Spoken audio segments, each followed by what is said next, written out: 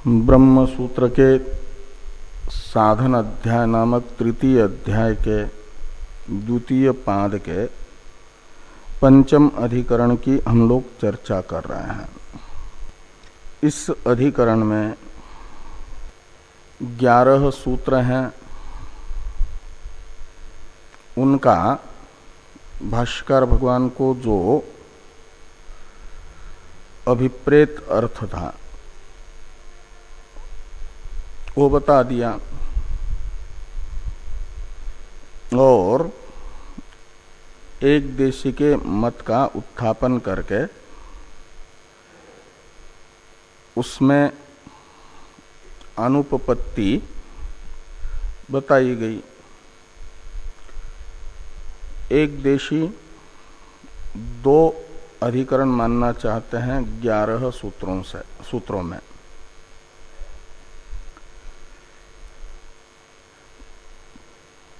प्रकाशवच्च अवैयर्थ्यात् यहाँ से द्वितीय अधिकरण और उससे पूर्व में अरूपवद एव यहाँ तक के सूत्र से एक सूत्र तक एक अधिकरण।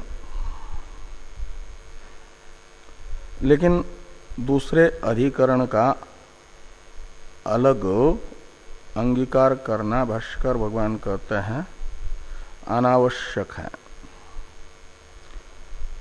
न तो इस द्वितीय अधिकरण का जो सिद्धांत बताया जा रहा है उसका कोई प्रयोजन सिद्ध होता है, न पूर्व पक्ष की उपपत्ति हो पाती है, न संशय बन पाता है।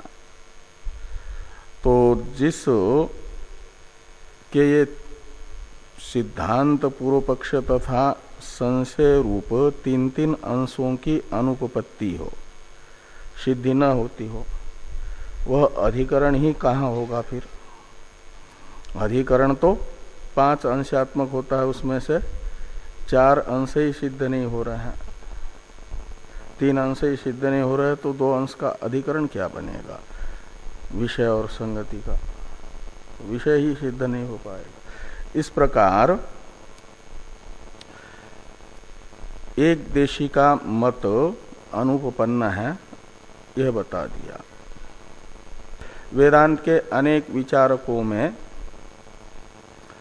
एक विचारक है प्रपंच प्रविलयवादी, जो औपनिषद ब्रह्म को निराकार ही मानते हैं। उनके मत का उत्थापन करके भाष्यकार भगवान उसमें विद्यमान दोषों को बता रहे हैं। प्रपंच विलयवादी का मानना है कि उपनिषदों का एक एक शब्द प्रपंच प्रविलय द्वारा ब्रह्म के निराकारता को ही बताता है। इसलिए ज्ञान कांड का तात्पर्य निराकार ब्रह्म प्रतिपादन में ही है, प्रपंच विलय द्वारा। ये प्रपंच विलयवादी का कथन है। इसका अनुवाद करके उसमें विद्यमान दोषों को भाष्यकार भगवान बता रहे हैं। इसके लिए उन्होंने भाष्यकार भगवान ने प्रपंच विलयवादी से 2 विकल्प करके पूछा कि तुम जो ये कह रहे हो कि उपनिषदों में आए हुए जितने भी आकार को बताने वाले शब्द हैं वे प्रपंच विलय द्वारा निराकार को ही बताते हैं करके, तो उपनिषद में भी अवान्तर 2 प्रकरण है। एक परब्रह्म का प्रकरण है ज्ञेय ब्रह्म का, दूसरा उपास्य ब्रह्म का प्रकरण है, उपासना प्रकरण जिसे कहते हैं। तो ज्ञेय ब्रह्म के प्रकरण में आए हुए जो आकार को बताने वाले शब्द हैं वे प्रपंच प्रविलय द्वारा निराकार ब्रह्म को कहते हैं, ये कहना चाहते हो, या उपासना के प्रकरण में आए हुए जो मनोमयादि शब्द हैं वे भी प्रपंच प्रविलय द्वारा निराकार ब्रह्म को ही बताते हैं, ये कहना चाहते हो। तो प्रथम विकल्प यदि पूर्व पक्षी स्वीकार करेंगे प्रपंच प्रविलयवादी, तो भाष्यकार भगवान कहते हैं कोई विरोध तुम्हारा हमारे साथ नहीं है, उसे स्वीकार करते हैं। परब्रह्म के प्रकरण में आए हुए जो प्रपंच को बताने वाले शब्द हैं वे प्रपंच प्रविलय द्वारा निराकार ब्रह्म में तात्पर्यवान है। जैसे बृहदारण्यक उपनिषद में आया हुआ जो वाक्य है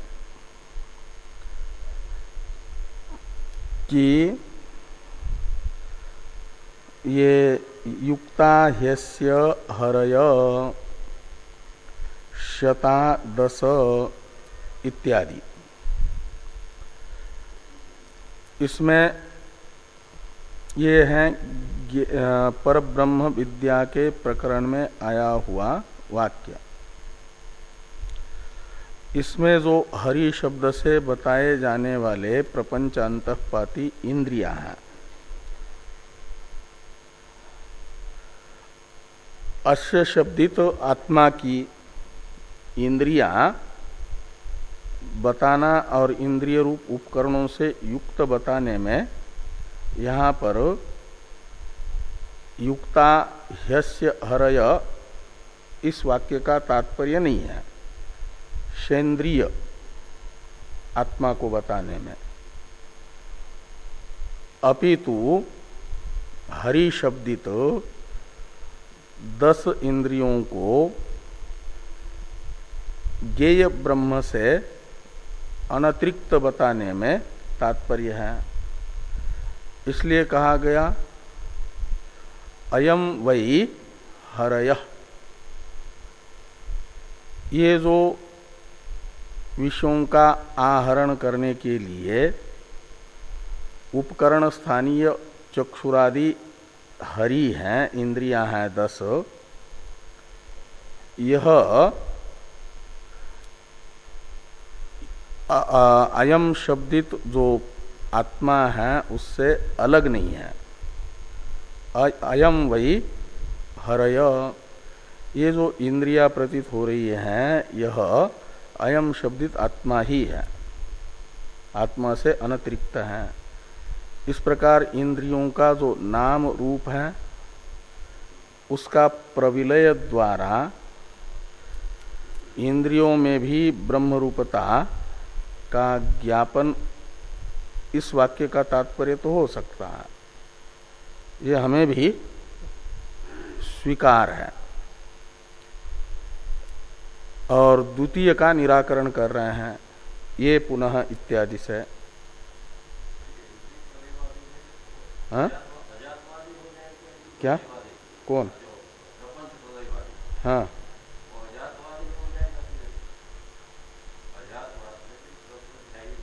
ठीक है।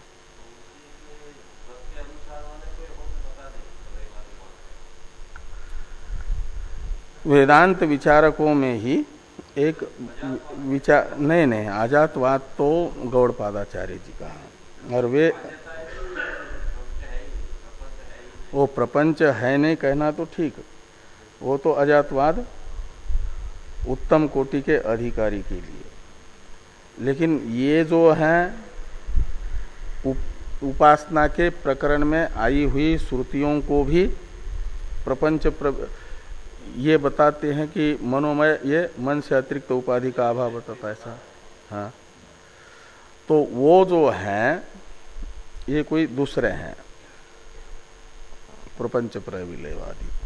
उसको देखने के लिए सिद्धांत लेश संग्रह में प्रपंच प्रविलयवादी का आचार्य का नाम भी दिया होगा, वो देखना पड़ेगा। लेकिन गौड़पादाचार्य जी जो अजातवाद का समर्थन करने वाले, उनसे अतिरिक्त है। द्वितीय विकल्प का निराकरण करते हैं।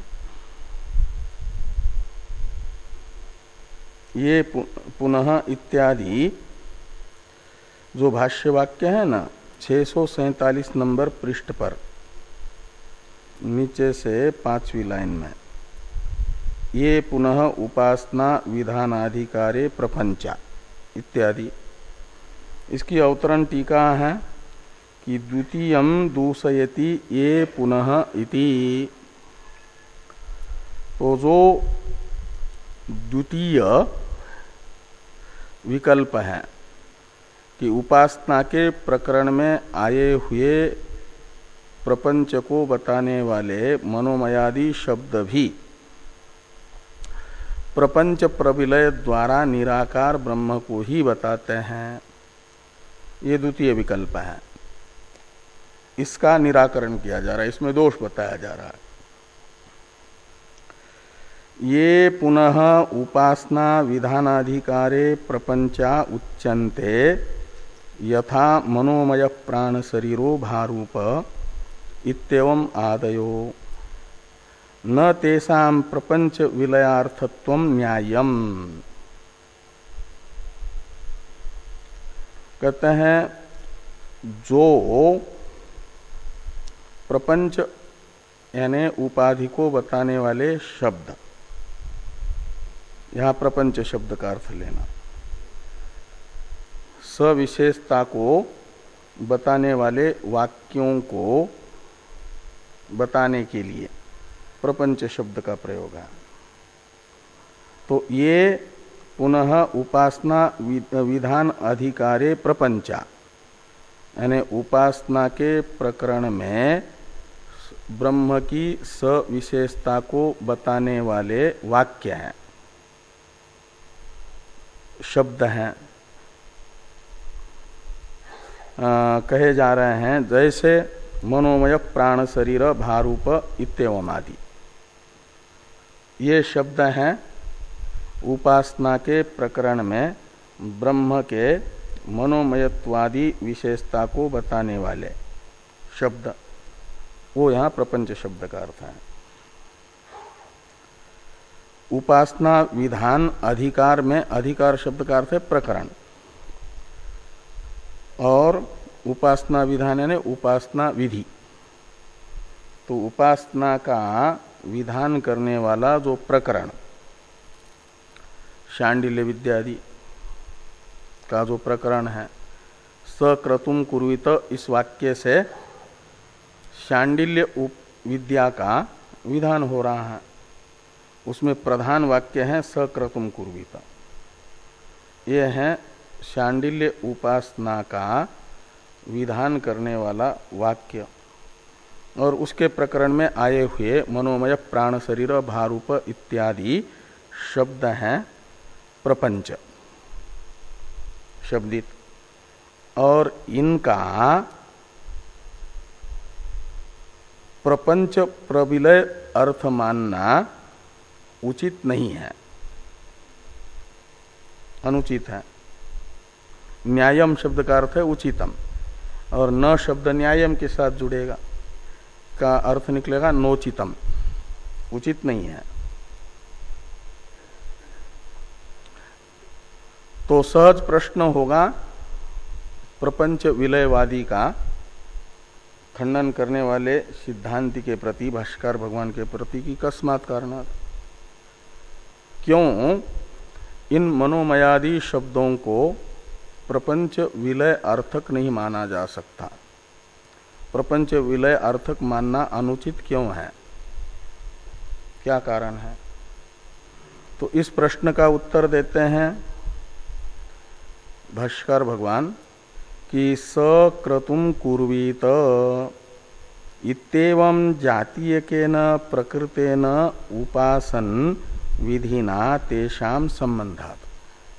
कहते मनोमय प्राण शरीर भारूप इत्यादि सविशेषता को बताने वाले वाक्यों का संबंध सक्रतुम कुर्वित इत्यादि उपासना विधायक प्रधान विधि के साथ है, वाक्य के साथ है। इसलिए सक्रतुम कुर्वित इस वाक्य के द्वारा विहित जो उपासना उसके द्वारा अपेक्षित मनोमयत्वादि गुणों को बताना ये इनका तात्पर्य होगा। इसी में सार्थकता उनकी है। नहीं तो सक्रतुम कुर्वित इत्यादि प्रधान विधि के द्वारा विहित उपासना साकांक्ष ही बनी रहेगी। उपासना को आकांक्षा है, उपासना अपना इस वाक्य के द्वारा विहित उपासना का स्वरूप होता है गुण चिंतनम उपासनम, और मनोमयत्वादि गुणों को बताने वाला मनोमय प्राण शरीर इत्यादि वाक्य न हो करके मनादि उपाधियों का विलय में तात्पर्य उसका मानेंगे तो अर्थ निकलेगा कि ब्रह्म निराकार है, निर्विशेष है, निर्गुण है। तो गुण चिंतन कैसे होगा फिर? तो उपासना ही सिद्ध नहीं होगी। उपासना सिद्ध नहीं होगी तो सक्रतुम कुर्वित यह विधि निरर्थक हो जाएगा। इसलिए भाष्कर भगवान कहते हैं कि सक्रतुम कुर्वीत इत्येवं जातीय के न प्रकृतेन एव उपासन विधिना तेषाम संबंधात।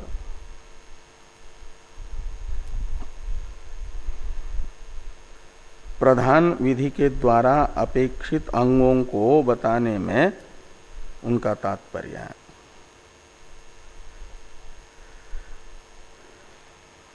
अब श्रुत्याच इत्यादि वाक्य की अवतरण टीका है, उसे देखिए। मनोमयादि शब्दानाम मुख्य वृत्तिया गुण परत्व संभवे निषेध लक्षणापि न युक्ता इत्याह श्रुत्याच इति। उपासना के प्रकरण में आए हुए मनोमय प्राण शरीर भारूप इत्यादि शब्दों का जो शक्यार्थ है, मुख्यार्थ जिसे कहा जाता है, वाच्यार्थ जिसे कहा जाता है, तो ये नियम होता है कि मुख्यार्थ संभव हो, वाच्यार्थ संभव हो तो लक्षणा अन्याय माना जाता है। लक्षणा भी एक दोष है। और किसी भी शब्द का वाक्य में जो शक्यार्थ है, वाच्यार्थ है, उसी का ग्रहण करने से वाक्य में प्रयुक्त पदार्थांतर के साथ संबंध सिद्ध हो रहा हो, यदि वाक्यार्थ उपपन्न हो रहा हो, यदि तो फिर लक्षणा नहीं की जाती। लेकिन किसी का लक्षार्थ लिए बिना वाक्यार्थ का निष्पादन न हो रहा हो, तात्पर्य अनुपपन्न हो, तब लक्षणा की जाती है, वाच्यार्थ को छोड़ करके भी। इसलिए लक्षणा का बीज ही माना जाता है लक्षणा तात्पर्य अनुपपत्तितः। यदि शक्यार्थ को लेकर के तात्पर्य निष्पन्न न हो रहा हो तो लक्षणा की जाती है। लक्षणा का बीज ही प्रकरण के तात्पर्य की अनुपपत्ति है। बिना लक्षणा के यदि प्रकरण का तात्पर्य नहीं निकल रहा हो तो लक्षणा की जाती है। और वाच्यार्थ को लेकर के ही तात्पर्य में कोई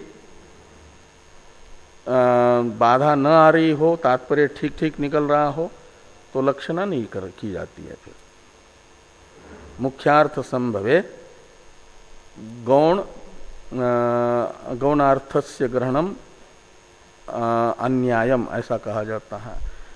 मुख्यार्थ ग्रहण करके ही तात्पर्य निकल रहा हो तो लक्ष्यार्थ को ग्रहण करना गलत माना जाता है, अनुचित माना जाता है। इस अभिप्राय से ये कहा जा रहा है टीका में कि मनोमयादि शब्दानां मुख्य वृत्तियां गुण परत्व संभवे, ये सती सप्तमी है। तो मनोमयादि जो शब्द हैं सक्रतुम कुरुत, इस वाक्य के द्वारा विहित उपासना के प्रकरण में आए हुए मनोमय प्राण शरीर इत्यादि शब्द, इनका जो मुख्यार्थ है, मुख्य वृत्ति कहा जाता है शक्ति वृत्ति को। शब्द का अपने अर्थ के साथ जो संबंध है उसे कहा जाता है वृत्ति। वह वृत्ति दो प्रकार की होती है, मुख्य वृत्ति, लक्षणावृत्ति। मुख्य वृत्ति शक्ति संबंध को कहा जाता है और लक्षणा को कहा जाता है लक्षणावृत्ति। तो वृत्ति यानी शब्द का अपने अर्थ के साथ संबंध, वो दो प्रकार का मुख्य संबंध, लक्षणा संबंध। मुख्य वृत्ति का ही दूसरा नाम है शक्ति वृत्ति। तो शक्ति वृत्ति से उपस्थित होने वाले अर्थ को कहा जाता है शक्यार्थ, वाच्यार्थ, मुख्यार्थ। तो मनोमयादि शब्दानां मुख्य वृत्तियां यानी मनोमयादि शब्दों की शक्ति संबंध से ही उपस्थित होने वाला जो अर्थ है वो है गुण, मनोमयत्वादि विशेषताएं उपास्य ब्रह्म में, और वो विशेषताएं मुख्यार्थ हैं।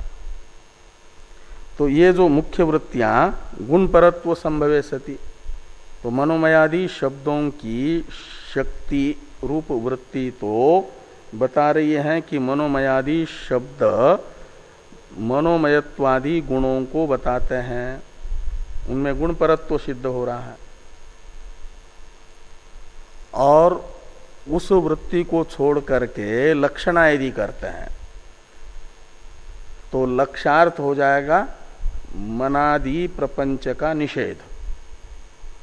ये मनोमयादि शब्दों का शक्यार्थ नहीं है, मुख्यार्थ नहीं है, लक्ष्यार्थ है। लक्षणा से उपस्थित होने वाले अर्थ को लक्ष्यार्थ कहते हैं, शक्ति से उपस्थित होने वाले अर्थ को शक्यार्थ कहते हैं।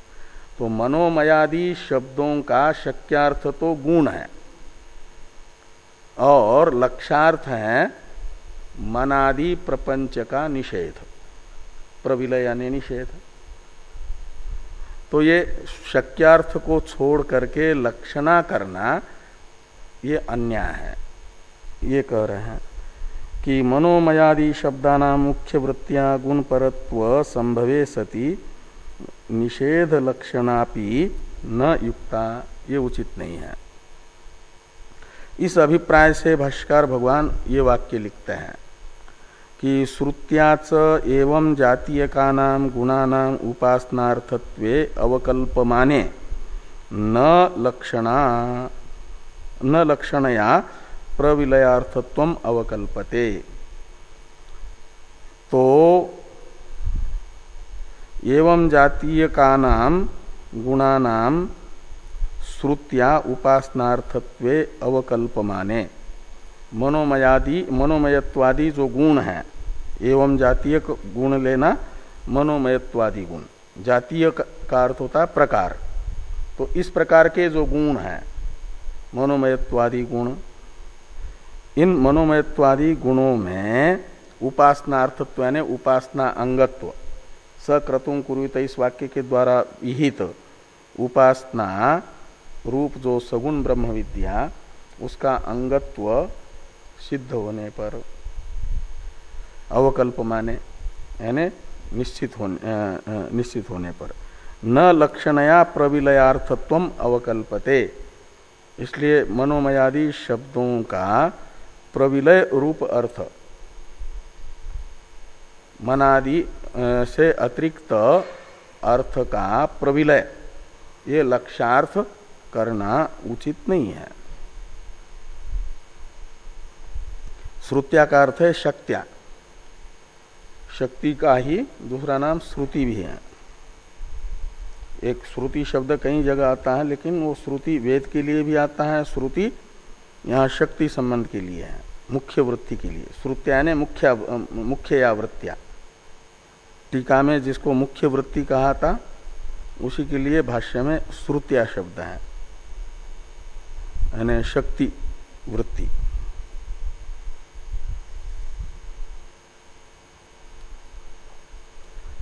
अब सर्वेशांच साधारणे प्रविलयार्थत्वे सति, और भी अनुपपत्ति प्रपंच प्रविलयवादी के मत में बताई जा रही है।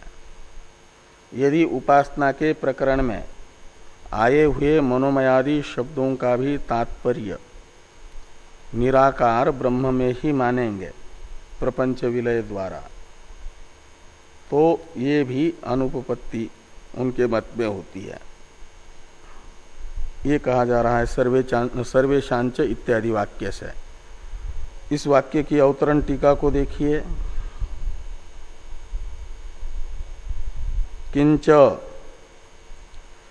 आकार अनाकार श्रुति द्वैविध्ये सति ब्रह्म अनाकारम एव इत्यत्र किम विनिगमकम इति शंकोत्थानात् अस्थूलादि श्रुतीनाम निराकार तात्पर्यम नियामकम इति कथनार्थम इदम सूत्रम अर्थवत् भवति। सर्वश्रुतीनाम निषेधार्थत्वे तु शंकानुत्थानात् नियामक सूत्रम व्यर्थम स्यात् इत्याह सर्वेशांच इति। नियामक सूत्र है अरूपवद एव ही प्रधानत्वात् तत्प्रधानत्वात्, अरूपवद एव ही तत्प्रधानत्वात्, ये 14वां सूत्र, इसे कहा जाता है नियामक सूत्र।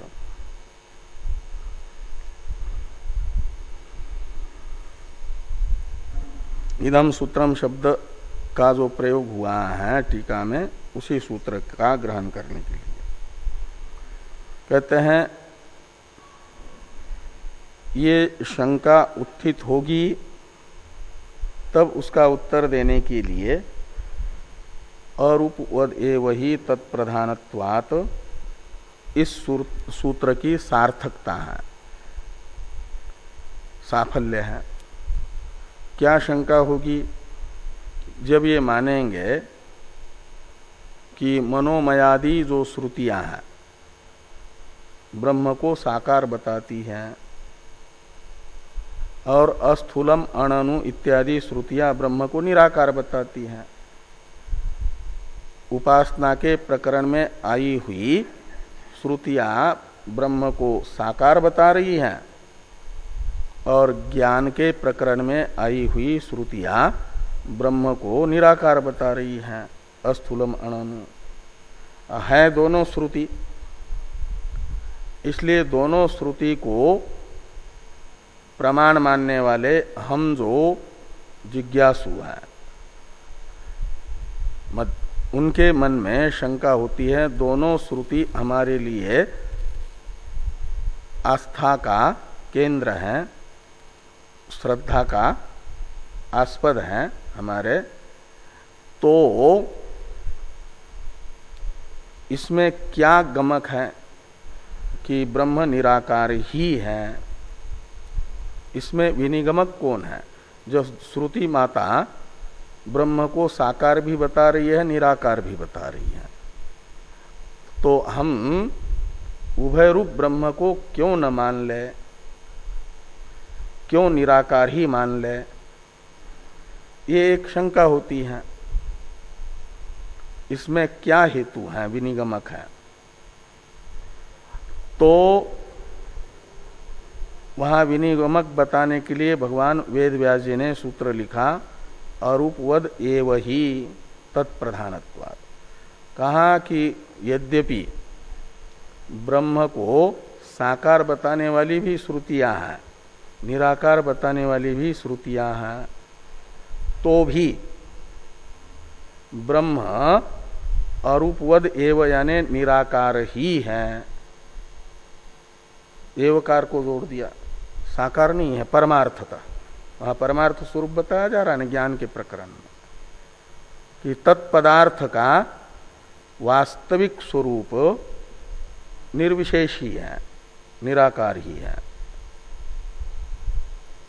तो ही कहता हेतु को बताने के लिए है, ही यानी यस्मात् तत्प्रधानत्वात्, कहते अस्थूलम अणनु इत्यादि ब्रह्म के आकार का निषेध करने वाली, विशेषता का निषेध करने वाली श्रुतियों का और कोई तात्पर्य नहीं है, प्रयोजन नहीं है। सविशेषता को हटा करके ब्रह्म को निराकार बताने से अतिरिक्त और कोई प्रयोजन नहीं है। इसलिए ब्रह्म की निराकारता में औपाधिक स्थूलत्वादि, उपाधि निमित्तक जो स्थूलत्वादि विशेषताएं हैं, उन विशेषताओं का निराकरण द्वारा ब्रह्म को निराकार बताने में ही अस्थूलम अणनु इत्यादि श्रुतियों का तात्पर्य है, और कोई तात्पर्य नहीं है, दूसरा कोई प्रयोजन नहीं है। जिस कारण से, ही का अर्थ है जिस कारण से, तो ये अस्थूलम इत्यादि ज्ञान के प्रकरण में आई हुई श्रुतियों का तात्पर्य ब्रह्म की निराकारता में ही होने से ब्रह्म निराकार ही है। ये अरूपवद एव ही तत्प्रधानत्वात्, ये उत्तर दिया, ये नियामक सूत्र कहलाता है। इसकी सार्थकता हुई। ये किस पक्ष में? जब ये माना जाएगा कि अस्थूलम अणनु इत्यादि ज्ञान के प्रकरण में आई हुई श्रुतियों का तात्पर्य निराकारता में है, और यदि सारी श्रुतियों का तात्पर्य पूरे ज्ञान कांड में, यानी उपासना के प्रकरण में आई हुई मनोमयादि श्रुतियों का भी तात्पर्य निराकारता में ही मानेंगे, यदि प्रपंच विलयवादी के अनुसार उपनिषद का एक एक शब्द प्रपंच के विलय द्वारा निराकार ब्रह्म को ही बता रहा है, साकार ब्रह्म बताता ही नहीं कोई भी शब्द, साकारता में उसका तात्पर्य ही नहीं है, तब तो ये प्रश्न ही उपस्थित नहीं होगा श्रुति को आलम्बन बना करके। प्रश्न का तो मूल श्रुति है ना। जब श्रुति ही ब्रह्म को साकार भी बता रही है, निराकार भी बता रही है, तो ब्रह्म निराकार ही होगा। इसका हेतु क्या है, ये प्रश्न तब उपस्थित होता है। और जिनको ये निश्चय है कि ब्रह्म तो उपनिषदों के द्वारा प्रतिपाद्य ब्रह्म निराकार ही है, उपनिषद का कोई शब्द ब्रह्म को साकार बताने में तात्पर्यवान ही नहीं है, तो मनोमयादि शब्दों का भी तात्पर्य निराकार में ही है, तो ये प्रश्न ही नहीं होगा। तो फिर ये सूत्र बनाना निष्प्रयोजन हो जाएगा, निरर्थक हो जाएगा, नियामक सूत्र। तो इस प्रकार ये अरूपवद एव ही तत्प्रधानत्वात्, इस सूत्र का विरोध भी श्रुति, सूत्र और भाष्य, ये तीनों वेदांतियों को आपस में मान्य है ना। लेकिन भाष्यकार भगवान के साथ ही जो शास्त्रार्थ करेंगे वे भाष्य को प्रमाण नहीं मानेंगे, लेकिन श्रुति और सूत्र को। इसलिए भाष्यकार भगवान ने शुरू में श्रुति विरोध बताया कि आपको श्रुति में लक्षणारूप स्वीकार करना पड़ रहा है दोष, लक्षणाभिदोष है। जब वहाँ मनोमयादि श्रुतियों का वाच्यार्थ लेने से ही तात्पर्य बन रहा है, निकल आ रहा है, तो लक्षणारूप दोष आपके मत में आ रहा है। ये श्रुति में सदोषता की कल्पना आपको करनी पड़ रही है, एक दोष बता। दूसरा, आप सूत्रकार भगवान को प्रमाण मानते हो वेद व्यास जी को, तो अरूपवद एव ही तत्प्रधानत्वात्, इस सूत्र को निरर्थक मानने की आपत्ति आ रही है। सूत्र वैयर्थ्य नामक दोष आ रहा है। ये दोष भी असहनीय दोष है। इस अभिप्राय से सर्वेशांच इत्यादि वाक्य लिखा जा रहा है। इसलिए टीका में टीकाकार लिखते हैं किंच आकार अनाकार श्रुति द्वैविध्ये सती, दोनों प्रकार की श्रुति को जब मानेंगे, साकार ब्रह्म को बताने वाली भी निराकार ब्रह्म को बताने वाली भी, तभी ये प्रश्न होगा कि ब्रह्म अनाकारम एव इत्यत्र किम विनिगमकम। इस अधिकरण में जब ये कहा जा रहा है कि ब्रह्म निराकार ही है, तो सामने वाले के मन में प्रश्न आ सकता है कि ब्रह्म को साकार बताने वाली भी श्रुति है, तो ब्रह्म को निराकार ही क्यों मान रहे हो। तो किम विनिगमकम इति शंका उत्थानात्, ये शंका मन में तब आएगी जब साकार बताने वाली श्रुति को भी स्वीकार करेंगे। तो अस्थूलादि श्रुति नाम निराकार तात्पर्यम नियामकम, तो अस्थूलम अणनु इत्यादि श्रुतियों का निराकार ब्रह्म में तात्पर्य ये नियामक है। ये बात अरूपवद एव ही तत्प्रधानत्वात् इस सूत्र से वेदव्यास जी ने बताई है। वो जो सूत्र है विनिगमक बताने वाला, अस्थूलादि श्रुतियों का निराकार ब्रह्म में तात्पर्य, विनिगमक बताने वाला सूत्र वो व्यर्थ हो जाएगा, ये कहते हैं। नियामकम इति कथनार्थम इदम सूत्रम अर्थवत भवति। ये कब? जब दोनों श्रुतियों को मानेंगे, साकार श्रुतियों को भी मानेंगे, अर्थवत हो जाएगा, नहीं तो निरर्थक हो जाएगा। और वही आगे कह रहे हैं सर्वश्रुति नाम निषेधार्थत्वेतु शंका अनुत्थानात् नियामक सूत्रम व्यर्थम स्यात्। तो सर्वश्रुति नाम यानी उपासना के प्रकरण में आई हुई मनोमयादि श्रुतियों का भी तात्पर्य निराकार ब्रह्म में ही है, मनादि उपाधि के मनादि से अतिरिक्त उपाधि के निषेध द्वारा। तब तो शंका अनुत्थानात्, तो शंका ही नहीं होगी। तो उत्तर देने के लिए, जब शंका ही नहीं है तो किस शंका का उत्तर देने के लिए सूत्र बनाया? ये सूत्र बनाना व्यर्थ हो जाएगा। तो नियामक सूत्रम व्यर्थम स्यात्। एक दोष बताया जा रहा है कि सर्वेशांच साधारणे प्रविलयार्थत्वे सति अरूपवद एव ही तत्प्रधानत्वात् इति विनिगमन कारण वचनम अनवकाशम स्यात्। तो ये सर्वेशांच साधारणे प्रविलयार्थत्वे सति यानी उपनिषद के प्रत्येक शब्द में किसी भी प्रकरण का हो, चाहे उपासना के प्रकरण का हो या ज्ञान के प्रकरण का हो, प्रपंच के प्रविलय में ही तात्पर्य होगा, तो शंका ही नहीं बनेगी। तो अरूपवद एव ही तत्प्रधानत्वात्, ये जो विनिगमन कारण बताने वाला वचन यानी सूत्र है वेदव्यास जी का, वह अनवकाश हो जाएगा, निरवकाश हो जाएगा, यानी व्यर्थ हो जाएगा। अनवकाश का अर्थ है व्यर्थ। तो फिर ऐसे व्यर्थ सूत्र को बनाने वाले आचार्य श्रद्धास्पद कैसे होंगे? नहीं हो सकते। ये सब जो दो श्रुति विरोध और सूत्र विरोध जिस प्रपंच प्रविलय वाद में आ रहा है, वो अजातवाद नहीं हो सकता। ये थोड़ा दूसरे लोग हैं। नहीं तो गौड़पादाचार्य जी के उसमें हाँ हाँ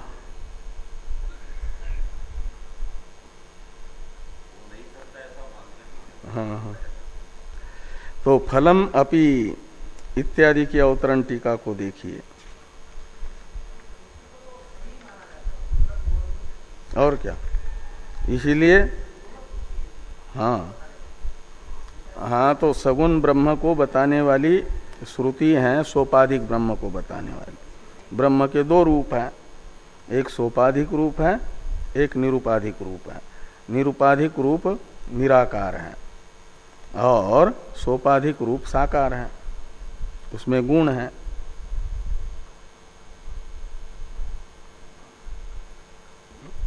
तो फलम अपि इत्यादि का अवतरण देखिए।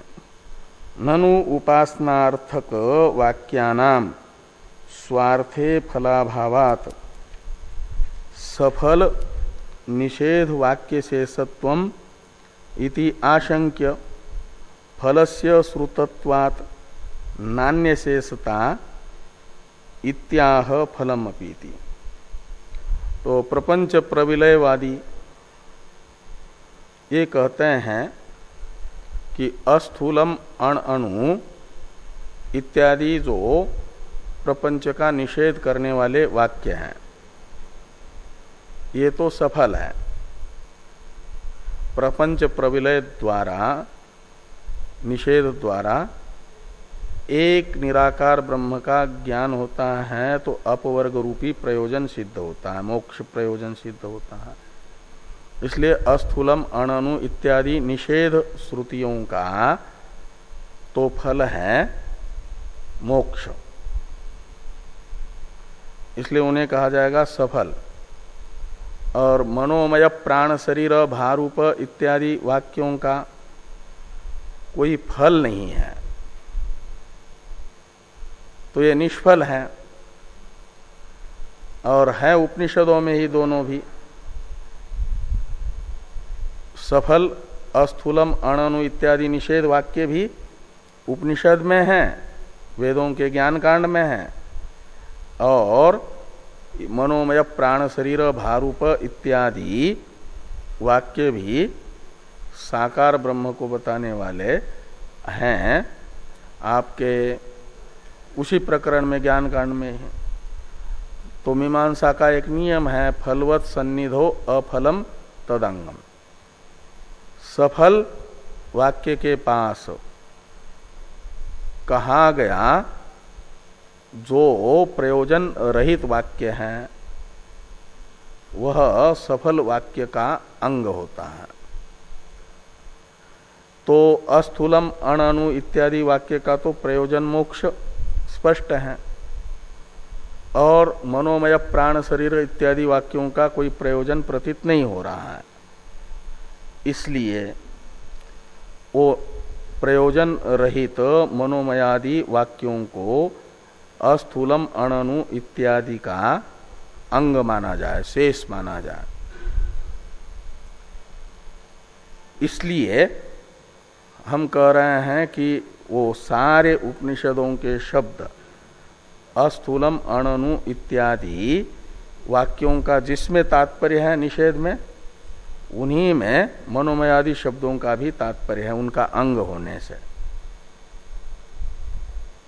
तो उनमें सफलता आएगी, उन्हें सफल बनाना भी तो जरूरी है। इस प्रकार की शंका प्रपंच विलयवादी यदि करते हैं तो इस शंका का उत्तर देने के लिए फलम अपि इत्यादि वाक्य भाष्यकार भगवान लिखते हैं। यही टीका में टीकाकार ने लिखा अवतरण में कि ननु उपासनार्थक वाक्यानाम, उपासनार्थक जो वाक्य है उनका स्वार्थे फलाभावात, जो मुख्यार्थ है वही ग्रहण करेंगे तो प्रयोजन जो वेदांत का है मोक्ष वह सिद्ध नहीं होता। इसलिए स्वार्थे फलाभावात सफल जो निषेध वाक्य हैं अस्थूलम इत्यादि उनका शेष माना जाए उपासना वाक्यों को। इस प्रकार की आशंका प्रपंच विलयवादी ने की तो उसका उत्तर देते हैं कि फलस्य श्रुतत्वात् न अन्य शेषता, कहते उपासना वाक्यों का भी फल सुना जा रहा है इसलिए वे सफल हो गए। तो सफल वाक्यों में अंगांगी भाव नहीं होता, इसलिए कहते हैं कि न अन्य शेषता यानी निषेध वाक्य शेषत्व उपासना वाक्यों में सिद्ध नहीं होगा। इस अभिप्राय से ये वाक्य आ रहा है कि फलम अपि येषाम यथोपदेशम क्वचित दुरित क्षय, क्वचित ऐश्वर्य प्राप्ति ही, क्वचित क्रम मुक्ति इति अवगम्यते। एव इत्यतः पार्थग अर्थ्यम एव उपासना वाक्यानाम ब्रह्म वाक्यानांच न्याय्यम न एक वाक्यत्वम। ये भाष्यकार भगवान कहते हैं कि येषाम यानी उपासना वाक्यानाम, जिन उपासना वाक्यों को अस्थूलम इत्यादि निषेध वाक्य का अंग मानना चाहते हैं, शेष मानना चाहते हैं विलयवादी, ये दिखा करके कि उपासना वाक्य निष्फल है करके, भाष्यकार भगवान कहते हैं कि येषाम उपासना वाक्यानाम, ऐसा मैंने उपासना वाक्यानाम फलम अपि यथोपदेशम अवगम्यते एव, ऐसा लगाना, येषाम फलम अपि अवगम्यते एव, ऐसा अन्वय करिए कि इन उपासना वाक्यों का फल भी उपनिषद वाक्यों से ही अवगत हो रहा है। क्या फल है? तो कहते यथोपदेशम, जैसा शास्त्र बता रहा है उस शास्त्र के अनुसार फल भी अवगत हो रहा है। 3 प्रकार का फल प्रतीत हो रहा है। कहीं कहीं किसी किसी उपासना का पाप की निवृत्ति फल, उपकौशल विद्या में कहा ना कि जैसे कमल का पत्र पानी में रहने पर भी पानी उसे गीला नहीं करता, स्पर्श नहीं कर पाता, ऐसे अक्षी पुरुष का उपासक जो होता है उसे पाप कर्म संश्लिष्ट नहीं होता। यथा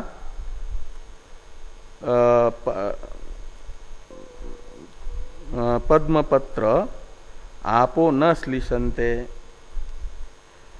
एवं विधि पापम कर्म न श्लिष्यते। ऐसा आता है कि जैसे पुष्कर पलाश को यानी कमल पत्र को जल स्पर्श नहीं कर पाता, ऐसे उपासक को पाप कर्म स्पर्श नहीं कर पाता। ये कह करके दुरित क्षय, ऐसे वैश्वानर विद्या के प्रकरण में आया कि जैसे कोई जलते हुए अग्नि में सूखा तृण का पुंज डाल दे, तिनका, तो उसे वह अग्नि जला करके भस्म कर देता है। ऐसे वैश्वानर उपासना उपासक के पापों को जला करके भस्म कर देती है। ये बताने वाला जो वाक्य है दुरित क्षय। हाँ, सर्वे पापमान प्रदूयन्ते यथा इशिकातुलम अग्नौ क्षिप्तम प्रदूयेत एवं हस्य सर्वे पापमान प्रदूयन्ते, ऐसा आता है। तो यथोपदेशम में जैसे वो वाक्य बता रहा है फल उपकौशल विद्या का पाप का असंश्लेष, वैश्वानर उपासना का फल पाप का क्षय, दुरित क्षय। कहीं कहीं ऐश्वर्य की प्राप्ति दहर विद्या के प्रकरण में कहा कि सत्य संकल्प हो जाता है उपासक, इसके संकल्प मात्र से ही जो वह सुख के साधन प्राप्त करना चाहता है संकल्प मात्र से ही उसे प्राप्त हो जाते हैं। ये ऐश्वर्य की प्राप्ति है, उपासना का फल। और जिसे जीव चाहता है उसे फल कहा जाता है। दुख का कारणभूत पाप भी निवृत्त करना चाहता है इसलिए फल है, ऐश्वर्य भी चाहता है इसलिए फल है, और किसी किसी उपासना का फल क्रम मुक्ति। तो इस प्रकार यह उपासना का फल भी श्रुति से अवगत हो रहा है। इसलिए ये नहीं कहा जा सकता कि उपासना वाक्य निष्फल होने से सफल निषेध वाक्य का अंग होंगे, शेष होंगे। तो क्वचित क्रम मुक्ति अवगम्यते एव इत्यतः पार्थक अर्थ्यम एव उपासना वाक्यानाम ब्रह्म वाक्यानां च न्यायम। इसलिए उपासना वाक्य और ब्रह्म वाक्य ने ब्रह्म के पारमार्थिक स्वरूप को, ज्ञेय स्वरूप को बताने वाले जो वाक्य हैं उनका अलग अलग ही अर्थ मानना उचित है। एक वाक्यत्व मानना उचित नहीं है। दोनों को मिल करके एक वाक्य मान लो पूरे उपनिषदों का, ये उचित नहीं है। न एक वाक्यत्वम।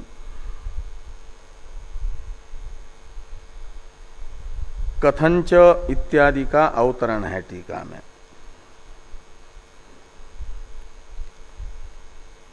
अर्थ ऐक्याभावाच्य न एक वाक्यता इत्याह कथंचेति। और ये जो है उपासना वाक्य और ब्रह्म वाक्य, इनका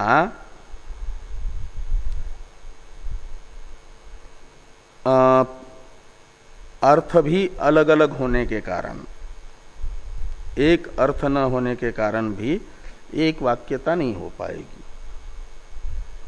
ये भाष्यकार भगवान कह रहे हैं कि कथंच येषाम एक वाक्यता उत्प्रेक्षेत इति वक्तव्यम।